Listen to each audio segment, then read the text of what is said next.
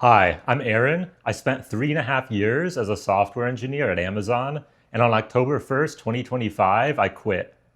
I was an L5, making just over 300,000 a year in total compensation, and I was on track for a 2026 total compensation target of just over 360,000. I had already been promoted, I liked the people I worked with, and I was on track to become a senior engineer within the next year. So I wanted to sit down and talk about the 3 reasons why I quit a job that on paper was going extremely well. Before I get into those reasons, I'd like to give a little bit of context about my time at Amazon. So I worked there for about 3.5 years. I got to work with some really great people. I had great coworkers, great people on my team, great mentors. Leadership was fantastic in the org that I was in. And I learned a lot about designing software, about communicating technical decisions, working with other teams, about ownership. I don't have an Amazon horror story. And that's important because this wasn't a decision to walk away from a bad situation. It was a decision to walk away from a great situation that just didn't match what I wanted my life to look like anymore. The first major reason was remote work. I was in the middle of college when COVID hit, so the large majority of my early professional life was remote. I was taking classes remotely. I was also an undergraduate instructor helping teach other students. I was a private tutor. I was a research assistant. My internship at Amazon just before my senior year was remote. So by the time I graduated, that was the environment that I was comfortable in. I excelled at it. It was the way that I knew how to be the most effective version of myself. And when I first joined Amazon as a full-time engineer, I had to move 2,000 miles away to live in the Bay Area, away from my home state. But my entire team was located up in Vancouver, Canada. So this meant I still had to go into the office sometimes to satisfy some return to office requirements that Amazon had. But it was essentially just popping in for a couple hours every other week to meet a check mark and then dialing in from my laptop. And I would be surrounded by people that I knew their faces, I was friendly with them, but they weren't people I really worked with. So it wasn't really helpful at all for collaboration. I had to dial in remotely to the exact same remote meetings from my laptop, but now in an open office floor plan where there's a bunch of people around me talking about a bunch of stuff that's not relevant to my day-to-day work. But this was fine. I expected that kind of bureaucracy at a big company like Amazon. Amazon talks a lot about being a day one company, but really they're a big, massive multinational corporation. So there's going to be rules that don't match people's individual situations. And so the fact that I had to pop into the office every other week to satisfy some HR checklist that makes sure I'm compliant with going into the office and I'm not off living in Hawaii or something was fine by me. I would get to pop into the office, have those water cooler chats with people on other teams, get to learn some interesting stuff they're working on, lots of great engineers around, of course, as you can imagine. And so it didn't really bother me that much at the time. Then I got promoted after working at Amazon for just over a year.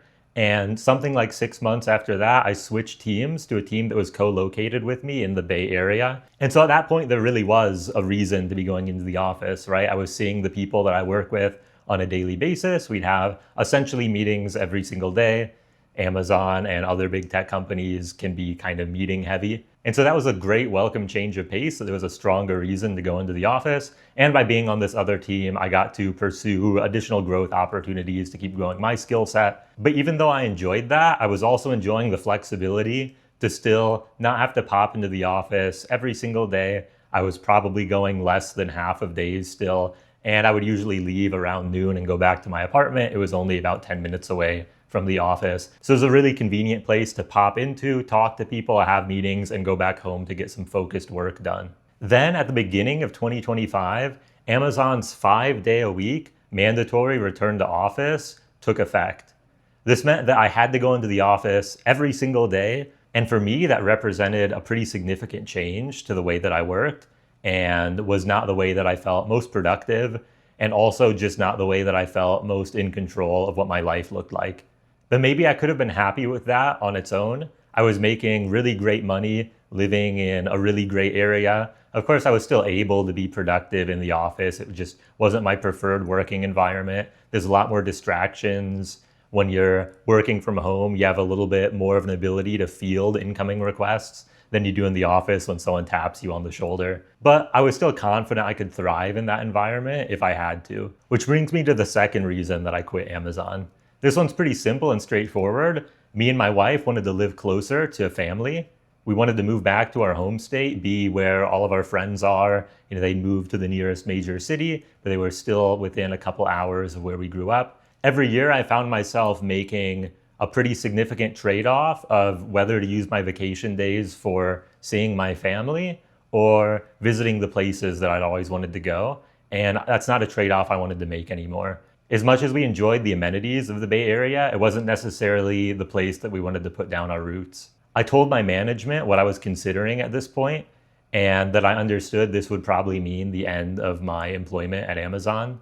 And thankfully, I worked with some really tremendous leadership who absolutely went to bat for me and were able to set up a situation where after I moved back to Indiana, there would be some handoff period. This ended up lasting about 9 months, where I could work with the team. We had some new hires coming in, continue building out the systems that I had been building, and then gracefully hand them off to the new people coming in so that they could be the shepherds of those systems going forward, if you will. And this made the process of upheaving my life and moving back to my home state a lot simpler, of course, a lot more stable, that I wasn't having this big relocation event right at the same time as losing my job, but that they were staggered a little bit. And for that, I'm going to be grateful to the leadership I worked with for a really long time. I know that wasn't easy for them to pull off.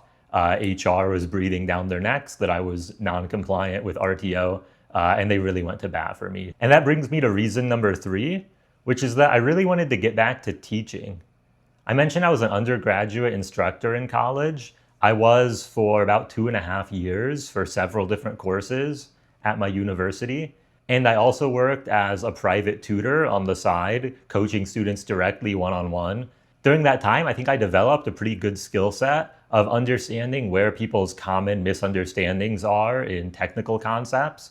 And it helped me a lot actually at Amazon communicating effectively. There's a certain skill set I think you can develop in understanding where someone's misunderstanding lies.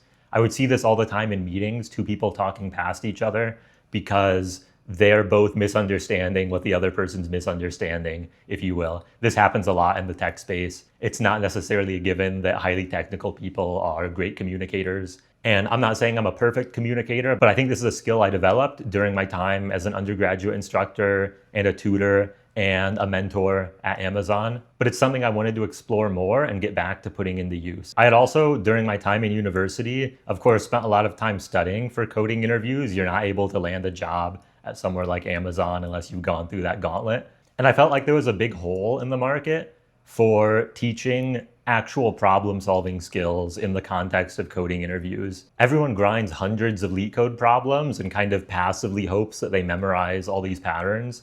And I didn't feel like that was the right way to do it at the time, but that was all that was available. And so I saw an opportunity to reunite my interest in teaching and my technical skills in building a new coding interview prep platform that's focused more on teaching a reusable problem-solving skill set that is highly applicable to the coding interview without relying so much on grinding tons of problems and memorizing them. And so that became my website, CodeCrack, which I've built over the last 9 months since leaving Amazon. I essentially created the opportunity for myself to reunite my passion for teaching with the technical skills that I have, and in doing so, built a business that lets me live the lifestyle that's more aligned with the things that I want out of life.